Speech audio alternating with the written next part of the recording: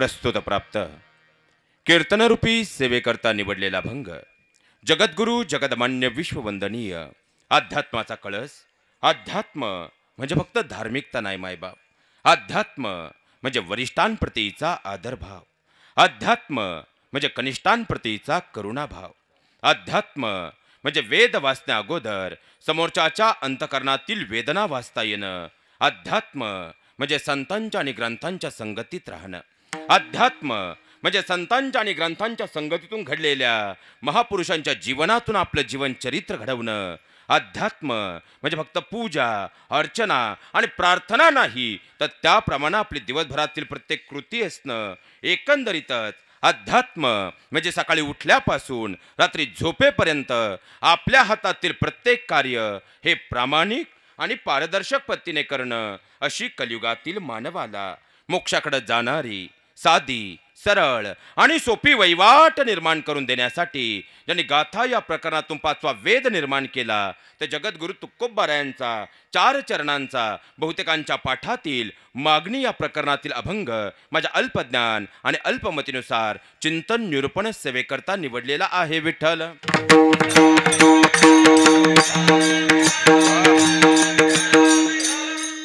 या अभंगावर माझ्या अल्पमतीनुसार चिंतनरूपी सेवा प्रस्तावित करत असताना प्रस्तावना द्यायची ती अशी. खऱ्या अर्थानं श्री जनार्दन बापूराव अनवट व सौ विठाबाई जनार्दन अनवट, त्याचप्रमाणे श्री मुकुंददादा बापूराव अनवट व सौ आशाबाई मुकुंदा अनवट यांच्या चारिधाम यात्रानिमित्त श्री काशी विश्वेश्वर मावंदे व गंगापूजनाच्या कार्यक्रमाच्या निमित्तानं हा 4 दिवसांचा हा सोहळा, म्हणजे जर खऱ्या अर्थानं पाहायला गेलं तर अनेक ठिकाणी आपण गंगापूजनाचा कार्यक्रम हा 1 दिवसीय पाहिलेला आहे, पण 4 दिवसांचा हा नाम उत्सव एकदा जोरदार काढून टाळ्या खऱ्या अर्थानं या कुटुंबांसाठी झाल्या पाहिजेत. आदरणीय श्री मधुकर दादा खंडेराव अनवट, श्री विठोबा दादा लक्ष्मण अनवट, श्री केशवदादा बाळासाहेब अनवट, श्री प्रभाकर दादा बापूराव अनवट आणि आमचे परममित्र श्री रामेश्वर दादा प्रभाकर अनवट. खऱ्या अर्थानं रामेश्वर दादांनी ज्यावेळेस फोन केला होता तर एका वाक्यात सांगायचं म्हटलं तर मातापित्याबद्दलची जे तन्मयता असते, म्हणजे आपुलिया हिता जो असे जागता धन्य माता पिता तयाचिया. जो आपल्या हिताच्या ठिकाणी जागा असतो त्याचे मातापिता धन्य, कारण त्या मातापित्यांचे ते संस्कार असतात. त्या संस्कारांच्या बळावरतीच खऱ्या अर्थानं एका पुरुषाचा महापुरुष होत असतो आणि त्या संस्कारांच्या बळावरतीच खऱ्या अर्थानं लेकरं घडत असतात. आणि आदरणीय रामेश्वर दादा असतील, प्रभाकर दादा असतील, केशव दादा असतील, विठोबा दादा असतील, मधुकर दादा असतील, खऱ्या अर्थानं या परिवारानं हा 4 दिवसांचा हा नामयज्ञ सोहळा पुन्हा एकदा जोरदार काढून टाळ्या या समस्त कुटुंबासाठी झाल्या पाहिजेत महाराज. त्याचप्रमाणे खऱ्या अर्थानं ज्यांच्यामुळे या आवाजाला ध्वनिरूप प्राप्त झालं ते ध्वनिवस्था करणारी मंडळी, दादा आपली सिस्टम खरोखर अत्यंत चांगली आहे, एकदा जोरदार काढून टाळ्या या सगळ्यांसाठी झाल्या खऱ्या अर्थानं झाल्या पाहिजेत, कारण फार मोठी जबाबदारी त्यांच्याही खांद्यावर राहते. त्याचप्रमाणे ज्यांच्यामुळे या नामयज्ञ सोहळ्याला साक्षात भगवान परमात्म्याचा आशीर्वाद प्राप्त झाला ती ही महाराष्ट्रातली सगळी कोहिनूर रत्न. कारण एक वाक्य थोडं जबाबदारीनं बोलेल महाराज. वारकरी संप्रदाय ज्यांनी कळस चढवला ते म्हणजे जगद्गुरु तुकोबाराय.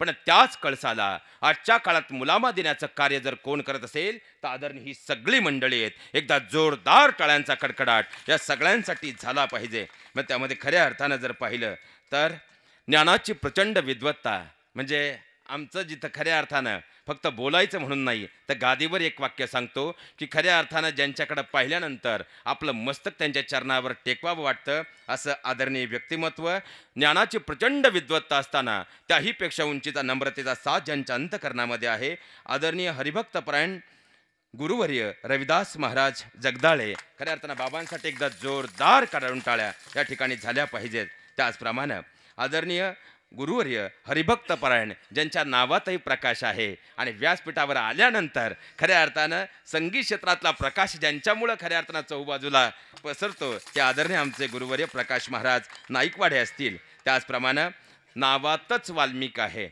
म्हणजे एकदा रेषा ओढली की त्या रेषेवरती बाकीच्यांना चालावं, मग सुरही इकडं चालत नाही तालही तिकडं चालत नाही. कारण असे आदरणीय हरिभक्तपरायण गुरुवर्य आमचे वाल्मिक महाराज हंडोरे. त्याचप्रमाणे या रथाचं दुसरं चाक आदरणीय गुरुवर्य आमचे रमेश महाराज तांबडे. त्याचप्रमाणे खऱ्या अर्थानं आदरणीय गुरुवर्य मृदुंगाचार्य हरिभक्तपरायण ज्यांच्याबद्दलही एक वाक्य प्रकर्षाने बोलेल महाराज. या व्यासपीठावरती सरस्वती माता तेव्हाच येत असते जेव्हा या व्यासपीठावरती ज्ञानाच्या समृद्धीमध्ये नम्रतेचा साथ चढत असतो. आणि आदरणीय खऱ्या अर्थानं ज्ञानाच्या प्रचंड विद्वत्तेबरोबर नम्रतेचा साथ ज्यांच्या अंतकरणामध्ये आहे, हरिभक्तपरायण आदरणीय गुरुवर्य नितीन महाराज गोडसे, एकदा बाबांसाठी जोरदार काढून टाळ्या या ठिकाणी झाल्या पाहिजेत. त्याचप्रमाणे खऱ्या अर्थानं हरिभक्तपरायण त्र्यंबकराव महाराज सोनांबे आदरणीय गुरुवर्य बाबा, त्याचप्रमाणे आदरणीय गुरुवर्य छबू महाराज तात्या, त्याचप्रमाणे हरिभक्तपरायण आदरणीय गुरुवर्य शंकर महाराज, आदरणीय गुरुवर्य आमचे बाळासाहेब महाराज असतील, हरिभक्तपरायण आदरणीय गुरुवर्य रामदास महाराज असतील, हरिभक्तपरायण आदरणीय गुरुवर्य रंगनाथ महाराज असतील. खऱ्या अर्थानं त्याचप्रमाणे हरिभक्तपरायण आदरणीय गुरुवर्य भाऊसाहेब महाराज रुमणे, हरिभक्तपरायण आदरणीय गुरुवर्य साहेबराव महाराज अनवट.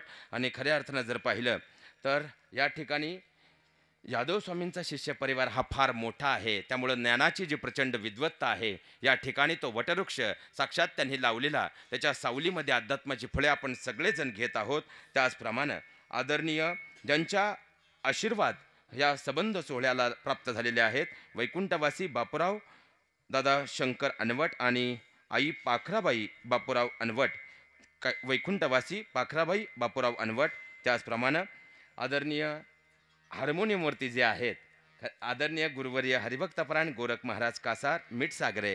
त्याचप्रमाणे ज्यांच्याकडे पाहिल्यानंतर तृप्तीचं म्हणजे आनंदाच्या तृप्तीचा एक ढेकर आल्यासारखं होतं, कारण प्रचंड तेज ज्यांच्या चेहऱ्यावरती आहे, आदरणीय आमचे विनेकर ज्यांच्या नावातच अप्पा आहे आणि पाहिल्यानंतर आदराची भूमिका ज्यांच्याबद्दल निर्माण होते, आध्यात्मिक क्षेत्रातलं विचारपीठ हरिभक्तपरायण आदरणीय गुरुवर्य अप्पा महाराज आहेर. त्याचप्रमाणे ज्यांच्या सहकार्यानं या ठिकाणी एवढा सुंदर सोहळा उभा राहिला आहे ते यादवस्वामी भजनी मंडळ, तारकेश्वर मित्रमंडळ, शिवगर्जना मित्रमंडळ, शिवनेरी मित्रमंडळ. एकदा जोरदार खऱ्या अर्थाने टाळ्यांचा गजर या सगळ्यांसाठी झाला पाहिजे. त्याचप्रमाणे या ठिकाणी उपस्थित असणाऱ्या आमच्या भजनी मंडळातील म्हणजे थंडीच्या काळातही अध्यात्मातलं तारुण्य जर कुठं पाहायचं असेल या उतारवयातही, तर मला वाटतं या व्यासपीठावर पाहावं. आदरणीय गंगा पाडळी असेल, गंगा पाडळी ओढा असेल, लाखलगाव असेल, चेहेडी असेल, हिंगणवेढे असेल, रेडगाव खुर्द असेल, वरेदारणा असेल, चितेगाव असेल, पिंपरी असेल, शिरापूर असेल, कोटमगाव असेल, हिला वर्ग. कारण संध्याकाळी 7 वाजता जीवरती तू तिथं मी, 7:30ला मन झालं बाजिंद, 8 वाजता लेक माझी लाडकी, आणि 8:30ला सवरीचं भलतंच चाललंय ते आता सासूच्या लग्नात सुनबाई कलवरी. हे सगळं सोडून तुम्ही आलात, खऱ्या अर्थानं आपलेही मनपूर्वक ऋण व्यक्त करतो आणि माझ्या चिंतनरूपी सेवेकडे प्रस्थान करतो. विठ्ठल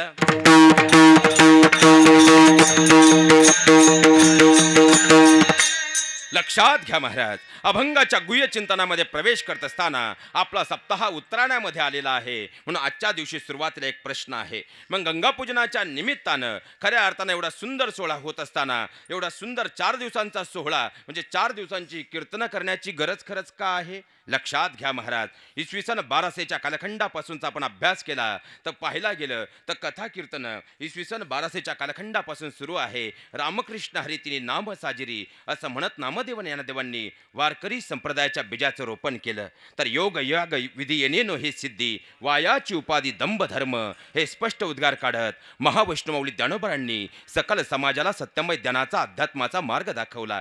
तर धर्माचे पालन करणे पाखंड खंडन हेच आम्हा करणे काम, बीज वाढवावे नाम हे स्पष्ट उद्गार काढत हीच भक्तीच्या अखंड परंपरा जगद्गुरु तुकोबरांनी सप्ताहाच्या रूपानं वाड्या वस्त्यापर्यंत नेऊन पोहोचवली. ही ज्ञानदानाची अखंड परंपरा आज गंगापूजन विधीच्या निमित्तानं आपण या ठिकाणी घेऊन आलेलो आहोत. मग पहिला प्रश्न आजच्या दिवशी असा आहे, आज खरंच समाजाला 2022 मध्ये तुम्हाला आणि मला कीर्तनाची गरज का आहे?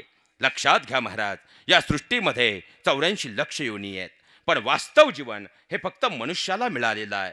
पण जगावं कसं हे मात्र समजलेलं बोलत चला समजलेलं नाही. कारण 84 लक्ष योनीमध्ये कोणती योनी पहा, प्रत्येक योनी आडवी आहे, पण चालायला सरळ आहे, तर सुद्धा सरळ चालतंय. पण एवढा एकच देह सरळ आहे, पण चालायला आडवा आहे.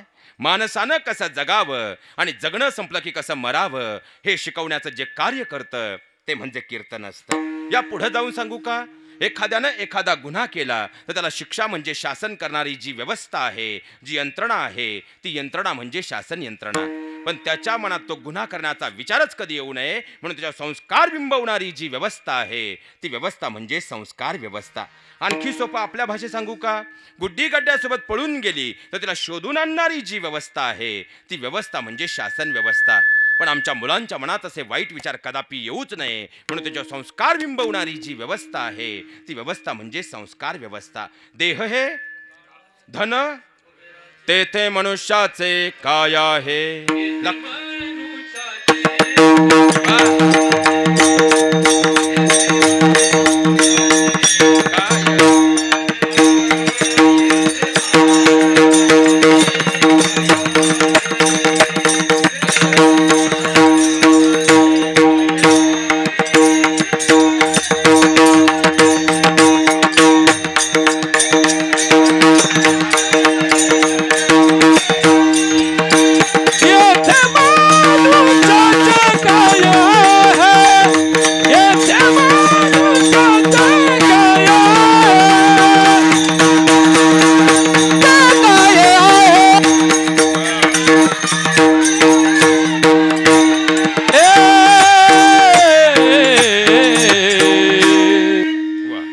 जोरदार काढून टाळ्या आमच्या सगळ्या स्वर गंधर्व आणि तालमणींसाठी झाल्या पाहिजेत. आणि आजच नाही, उद्या सकाळीच नाही, तर आजपासून आपल्या गावातील प्रत्येक सप्ताहाला एक सवय लागली पाहिजे. महाराज मला सांगा, ही सगळी मंडळी म्हणजे आपल्या संप्रदायाचं, आपल्या गावचं वैभव, परिसराचं वैभव आहे. मग ही सगळी मंडळी आपल्या इथे कोणताही कार्यक्रम असू द्या पण फोन केला की धावत येतात. म्हणजे या सगळ्यांचं आपल्यावर प्रेम आहे. मग यांनी कोणतंही प्रमाण घेतल्यानंतर त्यांना प्रोत्साहन देण्याचं काम आपलं आहे का सिन्नरकरांचं आहे?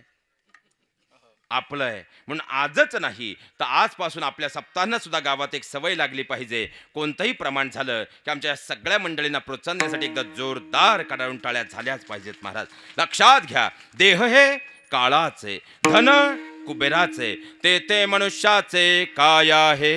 लक्षात घ्या महाराज, येताना तुम्ही मी काही आणलं नाही, जाताना काही नेणार नाही. आज आपलं काही आहे हा सुद्धा तुमचा आणि माझा भ्रम आहे. पण हेच वाक्य अध्यात्मशास्त्राधारे जर पाहिलं तर येताना घेऊन आलो तुमचं माझं प्रारब्ध होतं, आज करतोय ते आपलं क्रियामान कर्म आहे, आणि घेऊन जाणार आहोत ते तुमचं माझं संचित आहे. मग संचिताचं गाठोडं जर आज व्यवस्थित बांधायचं असेल त्यासाठी आजपासून आमची कर्म आदर्शवत करणं गरजेचं आहे. आणि कर्म जर आदर्शवत करायचे असतील त्यासाठी पहिल्यांदा संस्कार अत्यंत महत्त्वाचे आहेत. आणि आज मितीला संस्कार व्यवस्थेचं या संबंध जगाच्या पाठीवरील सगळ्यात मोठं विद्यापीठ जर कोणतं असेल ते म्हणजे कीर्तन आहे. आणि म्हणूनच आज समाजाला कीर्तनाची गरज आहे. विठ्ठल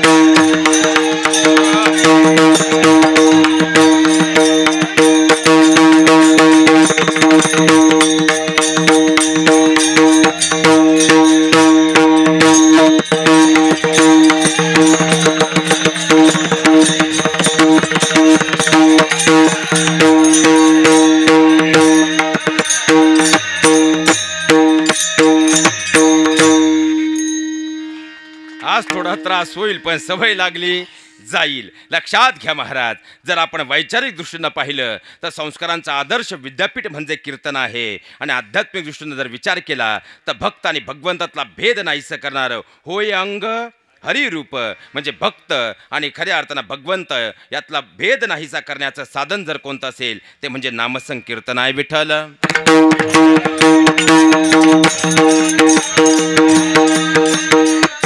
लक्षात घ्या महाराज, आजच्या अभंगामध्ये जगद्गुरु तुकोबरायांची भगवंताकडे मागणी आहे.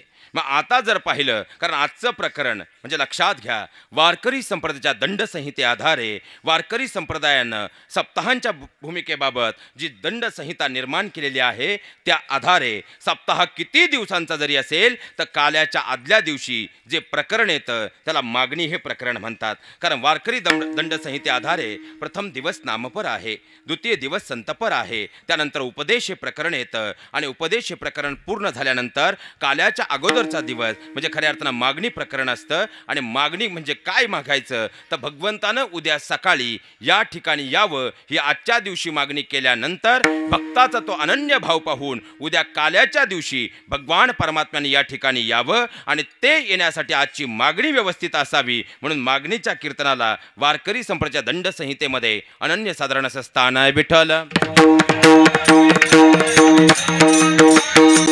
मग लक्षात घ्या महाराज, आजच्या अभंगामध्ये जगद्गुरु तुकोबारांची मागणी आहे, हेची दान देवा देगा. मग खऱ्या अर्थानं आता प्रश्न जाणकारांच्या मनामध्ये सुरुवातीला असा निर्माण होईल की महाराज, जन्मल्यापासून तर मृत्यूपर्यंत मागण्याचा अधिकार फक्त आम्हाला आहे. खऱ्या अर्थानं जो रात्रंदिवस मागत राहतो तो सर्वसामान्य जीव आहे. कारण लक्षात घ्या, जन्मल्यापासून तर मृत्यूपर्यंत रात्रंदिवस आम्ही काबाड कष्ट करतो. कशासाठी? सुखासाठी बंगला बांधला, तो बांधतानाही पूर्णत्वाला जाऊ दे हे पंढरीच्या वारीत गेल्यानंतर भगवंताकडे मागणं मागितलं. पप्याचं लग्न होत नव्हतं, आम्ही देवाच्या दारात जाऊन मागितलं, यंदा तरी पप्या पिवळा होऊ दे. मग आमची जगाच्या पाठीवर कोणतीही मागणी तुम्ही बारकाईनं आतापर्यंत आठवून पहा, एक तरी मागणी तुम्ही दुसऱ्यासाठी केली का? शांतपणे आठवून पहा. भले सकाळी पहाट उद्या तांबडं फुटलं तरी हरकत नाही, तसंही तांबडं फुटल्याशिवाय आम्ही पुढे जात, कारण आमच्या गायकांचे आडनाव तांबडेचे. त्यामुळे लक्षात घ्या महाराज, खऱ्या अर्थानं कोणतीही आमची जी मागणी आहे, कारण मागणी समजून घेतल्याशिवाय पुढे जाता येणार नाही. तुमच्या माझ्यासारख्या सामान्य जीवांची जी मागणी आहे ती फक्त स्वतःच्या स्वार्थासाठी आहे, पण इथं खऱ्या अर्थानं संतांची मागणी आहे. मग संत जर कधी मागत नाहीत आणि आज तुकोबारा या अभंगाद्वारे जर काही भगवंताकडे मागत असतील तर त्यांना संत म्हणता येईल का? त्यासाठी लक्षात घ्या, पहिलं सूत्र, सर्वसामान्य जीवांची मागणी असते ती स्वतःच्या स्वार्थासाठी असते, पण संतांची जी मागणी असते ती जगत कल्याणासाठी असते. मग खऱ्या अर्थानं तुकोबारांच्या आधी कुणी मागितलंय का? हो मागितलंय. कुणी मागितलंय? महावैष्णवमाऊली ज्ञानोबारांनी मागितलंय. काय मागितलंय? जो खऱ्या अर्थानं जर पाहायला गेलं तर पसायदानामध्ये भगवान परमात्मा सांगतात, जो जे लांछिल तो ते लाहो प्राणी जात. मग खऱ्या अर्थानं जर पाहिलं तर भगवंताची मागणी आहे, महावैष्णवमाऊली ज्ञानोबारांची मागणी आहे, या सृष्टीच्या पाठीवर ज्याला जे काही हवं ते मिळावं ही कुणाची मागणी आहे? बोलत चला. महावैष्णवमाऊली ज्ञानोबारांची. स्वतःसाठी का समाजासाठी? स्वतःसाठी की जगासाठी? स्वतःच्या जीवासाठी की इतर जीवांसाठी? त्यानंतर खऱ्या अर्थानं तुकोबारांची मागणी आहे, जनजड जीवांचा उद्धार व्हावा म्हणून काय मागावं आणि काय मागितल्यानंतर काय फळ मिळेल हे पहिल्यांदा समजून घेणं गरजेचं आहे. कारण अध्यात्म परंपरेमध्ये जर आपण पाहिलं तर खऱ्या अर्थानं मागणी मागितली होती मंथरेनं राजा दशरथांकडं की प्रभू रामचंद्रांना 14 वर्षाचा वनवास मिळावा, देवाची नगरी असणाऱ्या अयोध्येचं स्मशान झालं. आणि मागणी मागितली होती लक्ष्मण भैयानं, दादा हा लक्ष्मण म्हणजे तुमची सावली आहे, तुमच्या सोबत घेऊन चला. खऱ्या अर्थानं भरतानं पादुकांची केलेली मागणी लक्ष्मण आणि भरताला अमरत्व प्रदान करणारी ठरली. अरे मागणी मागितली होती खऱ्या अर्थानं कंसानं वसुदेव आणि देवकीकडे, तुमच्या 8ही पुत्र मला हवेत, कंसाचा कर्दनकाळ करणारी ठरली. तर यशोदा मातेनं भगवान कान्हाकडे केलेली मागणी, कान्हा दाखव बरं काय आहे तुझ्या तोंडात. खऱ्या अर्थानं यशोदा मातेला भगवंताचं विश्वरूप दर्शन घडवणारी ठरली. अहो खऱ्या अर्थानं मागणी केली होती आणि ती म्हणजे अफजल खानाकडं खऱ्या अर्थानं औरंगजेबानं ही शिवा चाहिये मुझे पाहता पाहता खऱ्या अर्थानं अफजल खानाचं खंडोळी बाहेर पडली आणि मागणी केली होती शिवा काशिदानं, मागणी केली होती तान्हाजीनं की राज द्या की इडा. खऱ्या अर्थानं माझ्या शिवा काशिद असेल, तान्हाजी असेल यांना अमरत्व प्रदान करणारी ठरली. काय मागावं हे जोपर्यंत समजत नाही तोपर्यंत काय मिळणार हे स्पष्ट होत नाही, आणि काय मागावं हे आम्हाला समजलं नाही म्हणून तर प्रापंचिक जीवात आम्हाला दिवस रात्र दुःख आहे. संतांची मागणी जगत कल्याणाची होती, त्यामुळं खऱ्या अर्थानं जगतालाच सुख आनंद झाला, जगताला सुख प्रदान झालं की ज्यांच्या चेहऱ्यावर हसू येतं ते संत आहेत. आणि खऱ्या अर्थानं जर पाहिलं तर दुसऱ्याच्या चेहऱ्यावरचं हसू पाहिलं आणि त्याच्यापेक्षा आमच्याकडे काही कमी असलं की दुःख होतं, तो म्हणजे तुमच्या माझ्यासारखा जीव आहे. म्हणून खऱ्या अर्थानं भविष्यामध्ये जडजीवांनी काय मागावं याचं दिशादर्शन देण्यासाठी आजच्या अभंगात संतांची मागणी आहे. विठ्ठल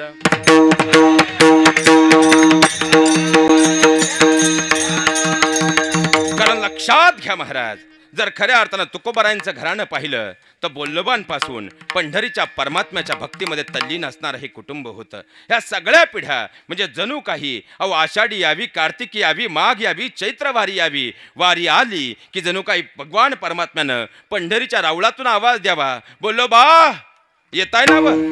खऱ्या अर्थानं जाऊन काही भगवंतानं तिकडून आवाज द्यावा आणि मग बोल्लोबाने खांद्यावर पताका घ्यावी आणि एक एक पाऊल पंढरीच्या दिशेने निघावं. असं एक नाही, दोन नाही, तब्बल 12 वर्ष गेली. खऱ्या अर्थानं वारी आली की खांद्यावरती बोल्लोबांनी पताका घ्यावी आणि आतून बाहेरून आवाज द्यावा, कनकाई निघालो बरं, मी वारीला चाललोय, लक्ष ठेव बरं माग. आणि त्यावेळी कनकाई मातेनं सांगावं, स्वामी. त्या काळात स्वामी म्हटलं जायचं, राहुल पाणी भर असं म्हटलं जात नव्हतं, राहुल दळण घेऊन ये असं म्हटलं जात नव्हतं. त्या काळात स्वामी म्हटलं जायचं. काय तुम्ही रामायण बारकाईनं अभ्यासा, प्रभू रामचंद्रांचा उल्लेख सीतामाता काय करते, स्वामी. आणि खऱ्या अर्थानं प्रभू रामचंद्र सीतामातेचा उल्लेख करताना काय म्हणतात, स्वामीनी. मग स्वामी आणि स्वामिनी या शब्दाचा अर्थ 2 मिनिटात सांगतो पुढे सरकतो. लक्षात घ्या, लग्नाच्या आधी आपण म्हणतो हे माझं आहे, ते पण माझं आहे, ते पण माझं आहे.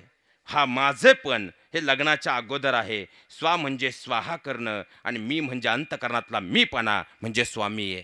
पण आणि स्वामिनी या शब्दाचा अर्थ आहे लग्न झाल्यानंतर स्वा म्हणजे स्वाहा करणं, काय मीपणा. पुढचा शब्द काय आलाय, नी. सप्तपदींच्या नियमांचं पालन करत आपल्यातला मीपणा स्वाहा केला तर संसार सुखाचा होतो. पण आज 90% महाराष्ट्रातल्या घरांमध्ये हा मीपणा स्वाहा होत नाही, म्हणून प्रकरण घटस्फोटापर्यंत आहे. हे सगळ्यात मोठं वास्तव आहे. विठ्ठल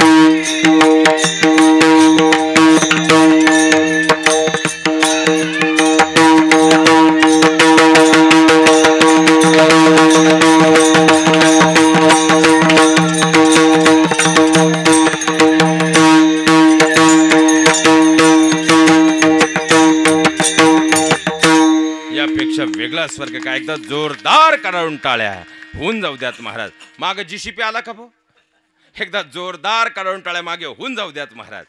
लक्षात घ्या महाराज, खऱ्या अर्थानं त्या ठिकाणी बोल्लोबांनी आवाज द्यावा, कनकाई निघालो बरं मी. आणि कनकाई मातेनं सांगावं, स्वामी मलाही तुमच्या बरोबर येऊ द्या, मलाही माझ्या माहेराला येऊ द्या, मलाही माझ्या मातापित्यांचं दर्शन घ्यायचंय. आणि बोल्लोबांनी सांगावं, कनकाई ह्यावेळेस नाही बरं, पण लक्षात ठेव पुढच्या वेळेस मात्र नक्की घेऊन जाईल. असं एक नाही, दोन नाही, तब्बल 12 वर्षांचा कालखंड लोटला. कनकाई माता प्रत्येक वेळेस सांगायचे, स्वामी. कारण त्या काळामध्ये मान ठेवला जायचा. आता फक्त दिवाळीला साडी आली नाही तरी त्याला 2 दिवस जेवायला मिळेल की नाही सांगता येत नाही. पण 12 वर्षांचा काळ लोटला आणि कनकाई माता उत्तरल्या, स्वामी आता जर ह्या वेळेस तुम्ही मला आषाढी वारीला घेऊन गेला नाही तर मी तुमच्या मागे मागे आल्याशिवाय राहणार नाही. आता बोल्लोबांनाही कळून चुकलं, कनकाई माता आता ह्या वेळेस ऐकणार नाही, म्हणून त्यांना बरोबर घेतलं. पण आधी एक वाक्य सांगितलं, कनकाई मी तुला नेतोय पंढरीला, पण आधी एक वचन तुझ्याकडून घेतो, पंढरीच्या राऊळात गेल्यानंतर भगवान परमात्म्याकडं, कारण ते तुझे मायबाप आहे आणि मायबाप मोकळ्या हाताने मागपुरीला येऊ देत नाही. त्यामुळं तुझ्याकडून आधीच इथं वचन घेतोय की तिथं गेल्यानंतर काही म्हणजे काही मागायचं, कारण मागण्यात यांचा हात कोणी धरू शकत नाही. कनकाई मातेने सांगितलं, स्वामी मी काही म्हणजे काही मागणार नाही, पण मला तुमच्या सोबतीला घेऊन चला. आणि पाहता पाहता विठ्ठला माझा मी विठ्ठलाचा हा जयघोष होत खऱ्या अर्थानं आनंदानं वारी पुढे सरकत होती. अहो पंढरीच्या रावळामध्ये आले. आषाढी यात्रेचं स्वरूप ते काय वर्णन करावं महाराज. अहो खऱ्या अर्थानं त्या ठिकाणी पण पाहता पाहता त्या पंढरीच्या रावळामध्ये यात्रा गजबजली होती. आणि गजबजलेल्या यात्रेमध्ये मात्र बोल्लबानी जसं पंढरीच्या रावळात पाऊल टाकलं, डोळ्यातून अश्रू उघडला. अरे खऱ्या अर्थानं भगवान परमात्म्याच्या चरणाची आस त्या ठिकाणी बोल्लबांच्या अंतःकरणात निर्माण झाली आणि धावत ते पंढरीच्या रावळामध्ये आले. पण इकडे कनकाई माता मागून होत्या. त्यांनी पाहिली यात्रा, पाहिली बांगड्यांची दुकानं पाहिली, सगळं प्रसन्न वातावरण, यात्रेचं स्वरूप पाहिलं. आणि ते पाहत पाहत पाहत मात्र त्या मागं राहिल्या. आणि बोल्लबा मात्र रावळात पोचले. पण रावळात गेल्यानंतर मात्र महाराज भक्तीचा अधिकार किती मोठा होता खऱ्या अर्थानं हे पहिल्यांदा समजून घ्या. जसं भगवान परमात्म्याच्या समोर बोल्लबा उभे ठाकले आणि प्रभू भगवान परमात्म्याची नजर गेली, तशी भगवान परमात्म्यानं मान खाली घेतली आणि बोल्लबाने त्या ठिकाणी भगवान परमात्म्याचं दर्शन घेतलं. पण भगवान परमात्म्याचं दर्शन घेतल्यानंतर बोल्लबा मागच्या दाराकडून बाहेर निघाले. तसं रुक्मिणी मातेने विचारलं, स्वामी आज खऱ्या अर्थानं मला तुमच्या मनामध्ये माझ्या खूप वर्षांपासूनचा हा प्रश्न आहे, पण आज तुम्हाला मला विचारायचा आहे. भगवान परमात्म्याने सांगितलं बोला. आणि रुक्मिणी मातेने सांगितलं, खऱ्या अर्थानं स्वामी अहो एवढे तुमचे भक्त लाखोंच्या संख्येने या रावळामध्ये येतात, पण ते आल्यानंतर तुमची मान मात्र वरती असते. पण मी आजपर्यंत विश्वंभर बाबांपासून तर खऱ्या अर्थानं बोल्लबा बाबांपर्यंत पाहत आले, जेव्हा जेव्हा हे कुळ तुमच्या दर्शनाला येतं तेव्हा तेव्हा तुमची मान मात्र खाली असते. याचं नेमकं कारण काय. आणि भगवान परमात्म्यानं स्मित हास्य करायला सांगितलं, रुक्मिणी अगं बोल्लबान खऱ्या अर्थानं पाहिला गेलं तर विश्वंभर बाबांपासून बोल्लबांपर्यंत हे कुळ माझी भक्ती करतंय, हे माझ्या भेटीला येतंय. येणारे अनेक भक्त आहेत, पण त्या ठिकाणी आल्यानंतर ते डिपॉझिटही भरतात आणि त्या मागे लगेच मागणीचा विड्रॉलही भरतात. पण विश्वंभर बाबांपासून तर खऱ्या अर्थानं बोल्लबांपर्यंत हे कुळ माझ्या भेटीला आलं. त्याने आजपर्यंत भक्तीचं डिपॉझिट माझ्याकडे जमा केलंय, पण या कुळात आजपर्यंत कोणी मागणीचा विड्रॉलच भरला नाही. म्हणून तर हे कुळ आज सावकार झालंय आणि मी त्यांचा देणेकरी झालोय. आणि जेव्हा सावकारदाराशी येतो तेव्हा देणेकराची मान खाली असते. यापेक्षा भक्तीचा आणि भक्ती घराण्याचा अलौकिक काय वर्णन करावं महाराज.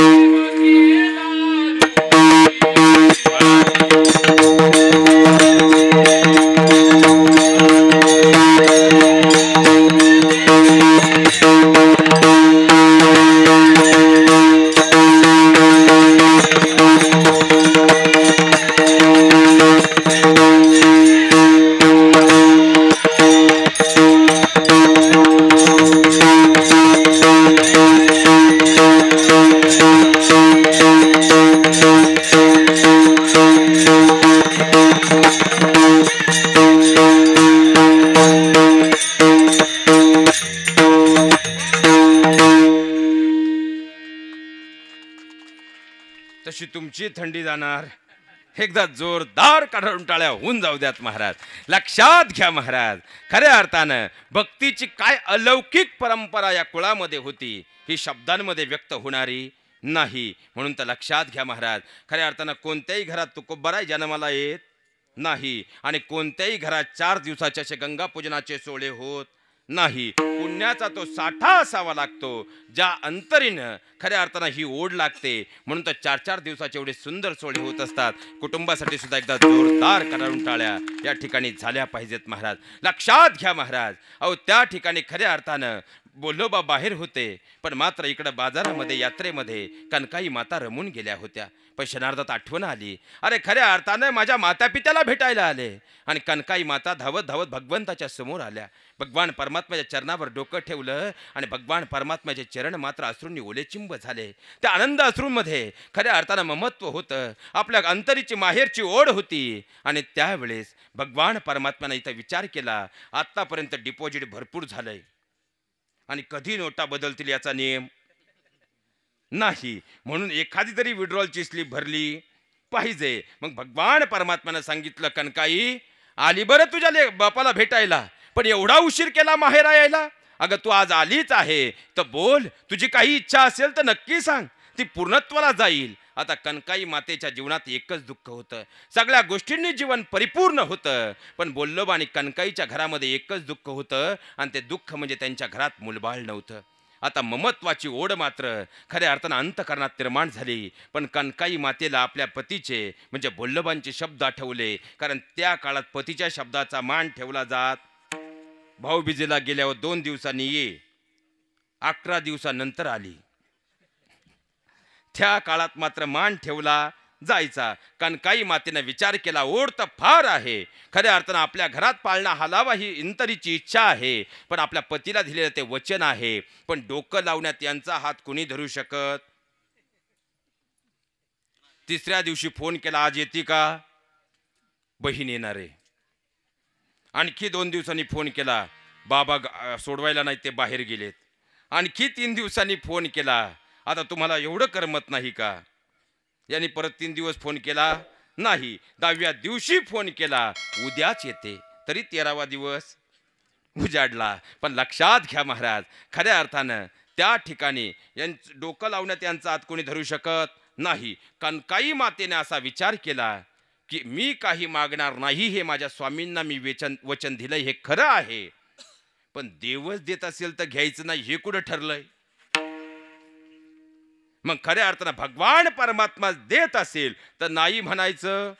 अन्न मान धन येतो प्रारब्धा. मग खऱ्या अर्थानं देव स्वतःहून देत असेल, हात तरी माग कसा काय घ्यायचा? म्हणून लक्षात घ्या, कनकाई मातेने सांगितलं, देवा मला काही नको, मी काही मागणार नाही, पण तू देतोय ना, तर खऱ्या अर्थानं द्यायचं असेल तर या कनकाईची कूस मात्र मातृत्वानं भरावी, हीच इच्छा आहे. आणि भगवान परमात्म्याने दोन्ही हात उंच करून भरभरून आशीर्वाद दिला.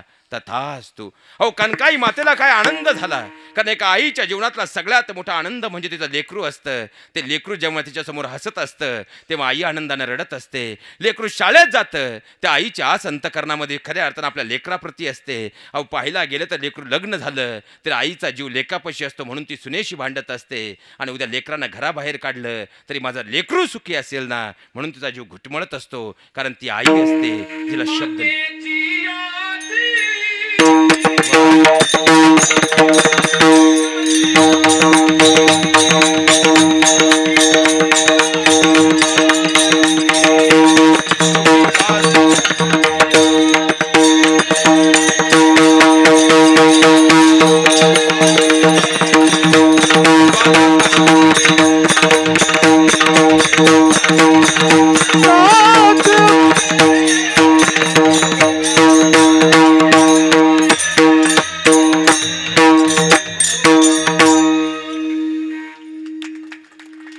सवय लागली, माग काय आलं? एकदा जोरदार काढून टाळ्या होऊन जाऊ द्यात महाराज. मी सवय लागल्याशिवाय जाऊ देणार, कारण सायकोलॉजी असं सांगते 24 वेळा कोणतीही गोष्ट केली तर तिची सवय मेलं तरी सुटत नाही. मग आज 24 वेळा तुम्हाला टाळ्या वाजवायला लागणार आहेत. लक्षात घ्या महाराज, खऱ्या अर्थानं त्या ठिकाणी कनकाई मातेला आकाश ठेंगणं झालं. पण त्याही काळामध्ये कोणतीही गोष्ट असू द्या, पहिल्यांदा जाऊन पतीला सांगण्यात येत. जशा कनकाई माता बाहेर आल्या त्यांनी घडलेला सगळा वृत्तांत वल्लभांना सांगितला. इथं नोटा बदलून शेवटी बँकेने दारं बंद केली, तरी खऱ्या अर्थानं गादी खालच्या उशीतल्या जुन्या नोटा बाहेर आल्या, शेवटी थंडीत चुलीसाठी वापरल्या. लक्षात घ्या. आणि कनकाई मातेने सांगितलं, धनी स्वामी, अहो खऱ्या अर्थानं भगवान परमात्म्यानं माझ्या माहेराकडून मला हा आशीर्वाद मिळाला. आणि वल्लभांनी विचार केला, देवा शेवटी तुझं म्हणणं तू साधलंच ना रे. आणि त्या क्षणी कनकाई मातेचा हात पकडला, पुन्हा तिला घेऊन राऊळात आले. ताठ मानेने भगवंताकडे पाहिलं आणि सांगितलं, देवा शेवटी तुझं इस्पित तू साध्य केलंच ना रे. अरे खऱ्या अर्थानं तू कनकाईला पुत्र प्राप्तीचा वर दिलाच आहे, ठीक आहे, पण पुत्र तरी आता आमच्या पोटी असा दे.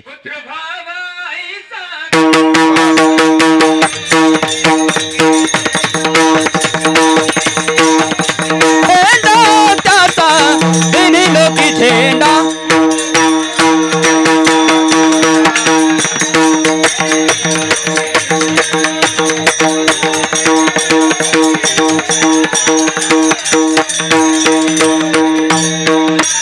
पुत्र भावाईचा गुंडा तथा तिन्ही लोके झेंडा. पुत्र भावाईचा गुंडा तथा तिन्ही लोके झेंडा. झेंडा त्याचा तिन्ही लोके झेंडा त्याचा तिन्ही लोके झेंडा.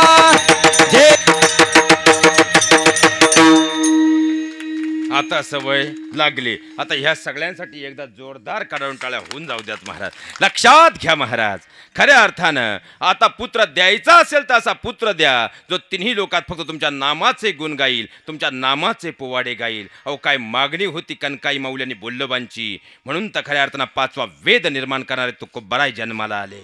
आणि आपली मागणी, देवा पास होऊ दे, देवा ती हो म्हणू दे, नाहीच हो म्हटली तर दुसरी मिळू दे.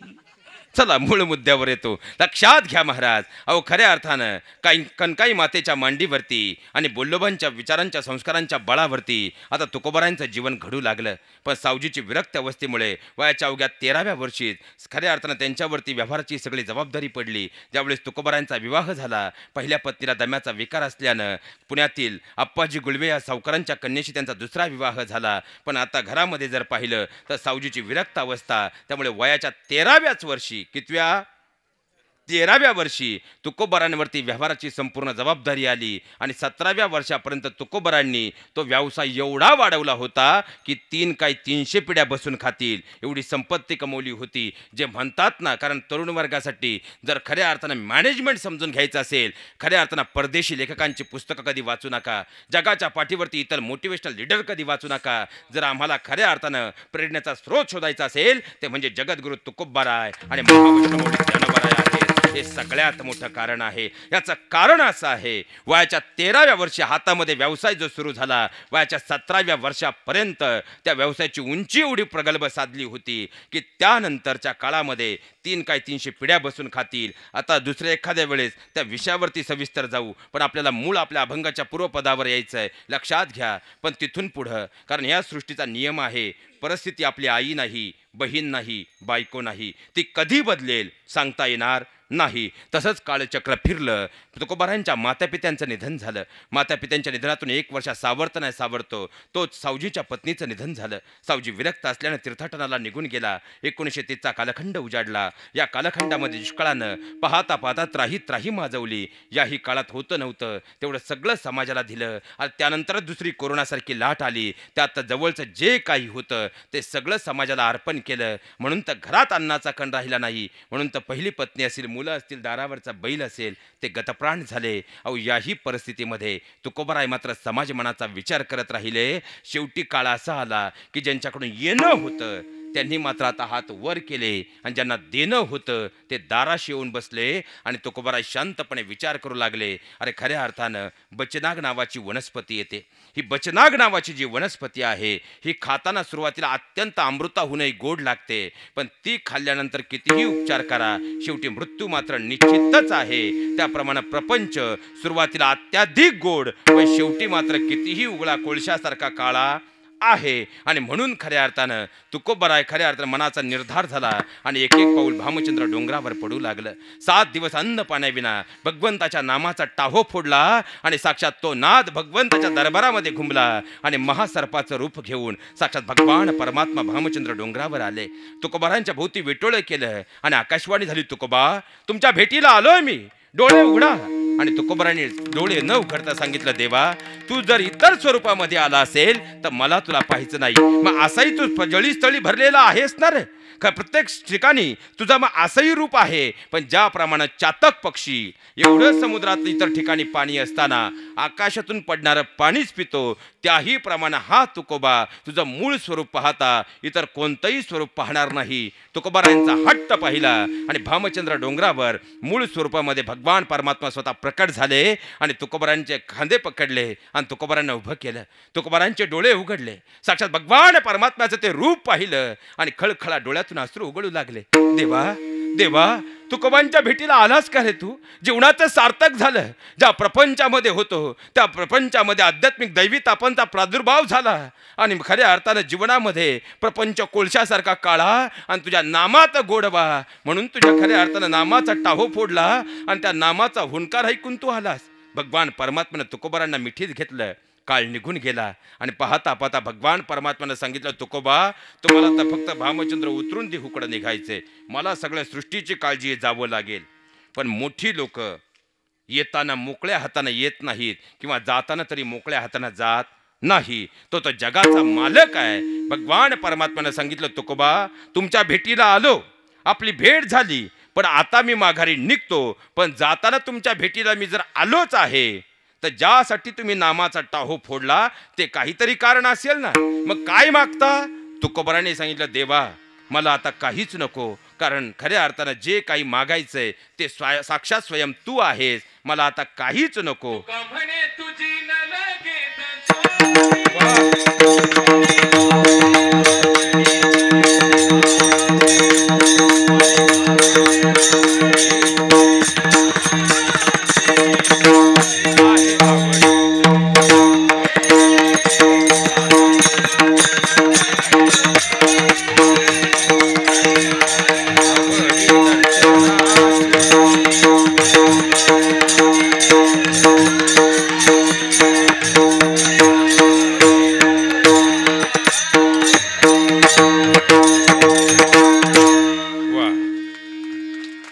जगद्गुरु तुकोबाराने सांगितले, देवा तुझी न लगो दोसुडी सुतोळीचा खऱ्या अर्थानं थोडासा चोखा सुद्धा नको. मला फक्त अंतकरणामध्ये रात्रंदिवस एकच आस होती, एकच आस आहे, आणि ती म्हणजे फक्त आणि फक्त तुझ्या दर्शनाची आहे. ती आज पूर्णत्वाला आली. आता मला दुसरं काहीच नको. पण भगवान परमात्म्याने सांगितलं, नाही तुकोबाराय, खऱ्या अर्थानं तुमच्या माझ्या भेटीचं युगेनयुगे प्रतीक राहावं म्हणून तरी काहीतरी मागा. तुकोबाराय म्हटले, मला देवा काहीच नको. पण भगवंतानं हट्ट केला आणि देवानं हट्ट करावा, एवढी भक्ती असावी. लक्षात घ्या महाराज, कुणी हट्ट करावा? साक्षात भगवंतानं हट्ट करावा. भगवान परमात्म्यानं हट्ट धरला. तुकोबाराय आज तुम्ही काहीतरी मागितलं पाहिजे. आणि शेवटी तुकोबारायांचा नाईलाज झाला आणि तुकोबारांनी सांगितलं, देवा मला खरंच काही नको, कारण मला फक्त तुझ्या दर्शनाची आस आहे. पण आता तुझी इच्छा मोडायची नाही, कारण लक्षात घ्या, हेची दान देगा देवा. का हे दान देवा देवा? हा च फार महत्वाचा आहे महाराज. तो च म्हणजे चमच्यातला च नाही, हा भक्ती चातुर्यातला च आहे. लक्षात घ्या, हेची दान देगा देवा. हे निक्षुण माणूस कधी सांगतो? ज्यावेळी त्याच्याकडे अधिकार असतो, आणि तो अधिकार तुकोबारायांकडे आहे. कारण तुकोबारायांना खऱ्या अर्थानं मागायचं विनवणी नाहीये, विनवणी नाहीये. अधिकारवाणीने सांगितलं, देवा मला खरंच काही नको, पण तुला द्यायचंच असेल तर मला हे दान दे. कोणतं? अभंगाचं प्रथम चरण. देगा देवा हेची दान देगा देवा.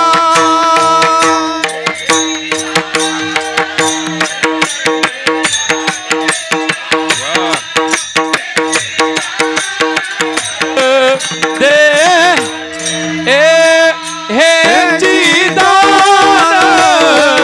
देगा देवा हेची दान देगा देवा. हेची दान देगा देवा हेची दान देगा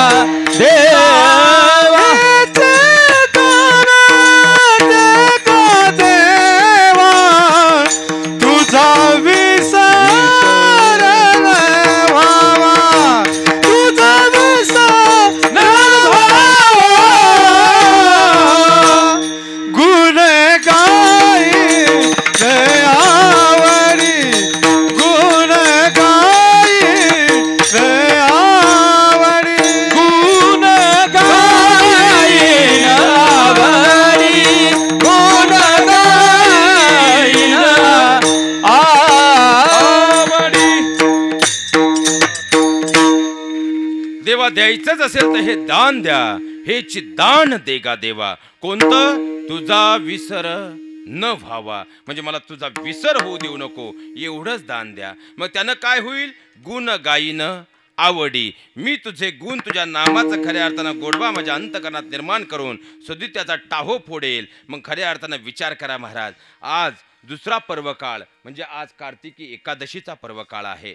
आणि या कलियुगाचा जर आपण अभ्यास केला तर तुकोबाराय सांगतात, गुण गाईन आवडी म्हणजे तुझे गुण म्हणजे तुझे नाम हे खऱ्या अर्थानं माझ्या मुखाशोधित असेल, मग नामाचं महात्म्य काय आहे त्यासाठी आम्हाला पहिल्यांदा खऱ्या अर्थानं या मृत्यूलोकामध्ये ज्या कलियुगामध्ये आपण आहोत, या कलियुगाच्या आधी द्वापार युग असेल, त्या अगोदर त्रेतायुग असेल आणि सत्ययुग असेल, या चारही युग समजून घेणं अत्यंत गरजेचं आहे. मग खऱ्या अर्थानं नामानं असं काय प्राप्त होईल की फक्त आता तुमचा आठव झालाय, मला तुमचा विसर पडू देऊ नका. जर विसर पडला नाही तर त्या नामाच्या बळावरती वैकुंठाचा मार्ग मी सोपा करेल. मग असा कोणता नामाच्या बळावरती मार्ग आहे लक्षात घ्या महाराज. आपण जर 4 युग पाहिली तर पहिलं युग म्हणजे सृष्टी निर्माण झाल्यानंतर धर्मशास्त्रानं आम्हाला सांगितलं ते म्हणजे सत्ययुग आहे. आता सत्ययुगाचा कालखंड जर आपण पाहिला तर भगवंताचा कूर्म अवतार असेल, मत्स्य अवतार असेल, वराह अवतार असेल, नरसिंह अवतार असेल, म्हणजे खऱ्या अर्थानं जो भक्त प्रल्हादाचा कालखंड आहे तो कालखंड म्हणजे सत्ययुग आहे. आणि सत्ययुगामध्ये माणसाच्या जीवनाची आयुर्मर्यादा जी आहे ती 1,00,000 वर्षांची सांगण्यात आली होती. 1,00,000 वर्ष त्या काळात माणसं जगत होती. आणि त्यामध्ये भगवंताचा जे अवतार आहे म्हणजे सत्ययुगामध्ये भगवान परमात्म्याचा एकही अवतार मानवी अवतार नाही, हे पहिल्यांदा समजून घ्या.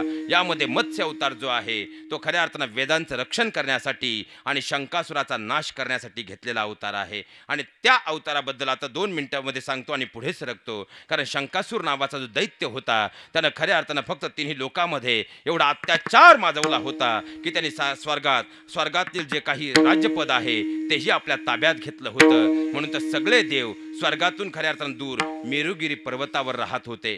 पण शत्रूनं जर एखाद्यानं तुमची खऱ्या अर्थानं अवहेलना केली आणि तुम्ही दुःखी झालात तर अवहेलना करणाऱ्याला आनंद होतो. एखादा जर तुम्हाला वाईट बोलला आणि तुमच्या डोळ्यात पाणी आलं तर त्याला आनंद होतो. पण तुम्ही कितीही बोललात आणि तुम्ही फक्त मागे वळून त्याच्याकडे हसून पाहिलं, एखाद्याने तुमच्यावर कितीही टीका केली आणि तरी तुम्ही त्याच्याकडे हात जोडून पाहिलं तर खऱ्या अर्थानं मात्र त्याला मग प्रचंड दुःख होतं. आता सगळे देवता मेरुगिरी पर्वतावर राहत आहेत पण त्यांच्या चेहऱ्यावरचं तेज कमी होत नाही. म्हणून शंकासुराच्या मनात दुःखाचा डोंगर उभा राहिला. आणि शंकासुरानं असा विचार केला की खऱ्या अर्थाने यांच्या राजगादीपासून आपण विलग केलंय, स्वर्गातून सगळ्या देवांना या ठिकाणी हकलून दिलंय, तर यांच्या चेहऱ्यावरचं तेज कमी होत नाही. याचं कारण जर कोणतं असेल ते म्हणजे वेद, शास्त्र आणि मंत्र आहे. मग आपण वेदांचंच अपहरण केलं तर? आणि शंकासुरानं पुन्हा चाल केली, वेदांचं अपहरण केलं. पण शक्ती ही कितीही शक्तिशाली असू द्या, ज्ञानाच्या पुढे तिचा तग लागत नाही. आणि वेद म्हणजे ज्ञान आहे तर शंकासूर म्हणजे शक्ती आहे. पण वेदांच्या आता खऱ्या अर्थानं काखेत वेद पकडले आणि शंकासूर निघाला. पण त्याच वेळी वेदांनी असं सांगितलं की शंकासुरा, आता तुझ्या काखेतून आमची सुटका कोणी करणार नाही, पण चालताना असा धरून चाललाय हे काही शक्तिशाली योद्ध्याला शोभत नाही. पकड अशी घट्ट कर, मी सांगतो अशी कर. आणि सांगता सांगता सांगितलं अशी कर. असं करेपर्यंत वेद जे सटकले ते समुद्राच्या तळाशी जाऊन लपून बसले. आता शंकासुरानं जो काही सबंध समुद्र होता तो खऱ्या अर्थानं सगळा पिंजून काढला, पण वेद मात्र त्याला सापडले नाही. पण आता देवतांच्या मनात विचार आला की सत्ययुग आपलं खऱ्या अर्थानं स्वर्ग ज्या वरती आधारित आहे तो वेदच जर खऱ्या अर्थानं शंकासुराच्या हाती लागले तर स्वर्गाचं अस्तित्वही धोक्यात आल्याशिवाय राहणार नाही. म्हणून सगळे देवतागण भगवान विष्णूंकडे आले, भगवान विष्णूंची आराधना करू लागले. मंत्र उच्चार सुरू झाला, मंगलवाद्य वाजू लागली. कारण भगवान परमात्मा त्यावेळी निद्राधीन झालेले होते. खऱ्या अर्थानं मंत्र उच्चार सुरू होता, मंगल ध्वनी वाजत होते. आणि त्यामध्ये भगवंताने डोळे उघडले, भगवंताला जाग आली. आणि ज्या दिवशी भगवंताला शंकासुराचा वध करण्यासाठी जाग आली तो दिवस म्हणजे आजचा दिवस कार्तिक एकादशी. आणि या दिवशी भगवान परमात्म्यानं जेव्हा डोळे उघडले, मंगलवाद्य ऐकली, मंत्रमुग्न झाले आणि त्यांनी देवतांना सांगितलं की या पवित्र अशा कार्तिक महिन्यामध्ये तुम्ही खरेच सगळे इथं आलेला आहात, मी तुमच्यावर प्रसन्न आहे, हवं ते मागा. सर्व देवतांनी सांगितलं एकच मागणं आहे, शंकासुराचा वध झाला पाहिजे, कारण तो वेदांच्याही मागे लागलेला आहे. भगवान परमात्म्याने सांगितलं काहीच काळजी करू नका, शंकासुराचा वध झाल्याशिवाय राहणार नाही. फक्त हा कार्तिक महिना आहे आणि शंकासूर हा सागराचा पुत्र आहे. म्हणून खऱ्या अर्थानं मी आता मत्स्य स्वरूपामध्ये, मत्स्य अवतारामध्ये जाऊन शंकासुराचा वध करतो. पण इतर देवतांनी त्यासाठी मला साह्यभूत व्हावं. आणि हा कार्तिक महिन्याचा पर्व काळ आहे. म्हणून इथून पुढच्या काळामध्ये जेवढी युग होतील त्या प्रत्येक युगामध्ये कार्तिक महिन्यामध्ये माझा अंश हा जल म्हणजे सागरामध्ये असेल, इतर देवतांनी मला साह्यभूत व्हावं म्हणून खऱ्या अर्थानं कार्तिक महिन्यामध्ये साक्षात भगवान विष्णूंपासून सर्व देवतागणांचं